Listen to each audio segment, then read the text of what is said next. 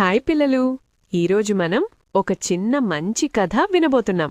చిన్నూకి ఒక piggy bank ఉంది. అతను రోజూ అందులో డబ్బు వేసుకుంటాడు.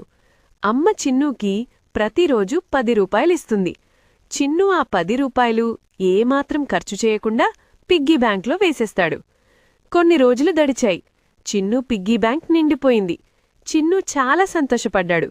కాని చిన్నూ స్నేహితుడు మణి మాత్రం 2 పిగ్గీ బ్యాంకులు పెట్టుకున్నాడు. అమ్మ ఇచ్చిన 10 రూపాయల్లో 5 రూపాయలు దాచుకుంటాడు.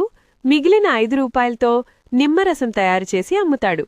నిమ్మరసం అమ్మి వచ్చిన డబ్బుని మళ్ళీ 2 పిగ్గీ బ్యాంక్లో వేసుకుంటాడు.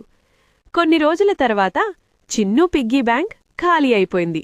అతను డబ్బు మొత్తం ఖర్చు చేశాడు. కాని మణి పిగ్గీ బ్యాంకులు మాత్రం మళ్ళీ మళ్ళీ నిండుతూనే ఉన్నాయి. అప్పుడు చిన్నూ అడిగాడు, నీ డబ్బు ఎలా తగ్గట్లేదు? మణి నవ్వుతూ అన్నాడు, నా డబ్బు నాకు పని చేస్తోంది. నీతి: డబ్బు దాచుకోవడం మంచిదే,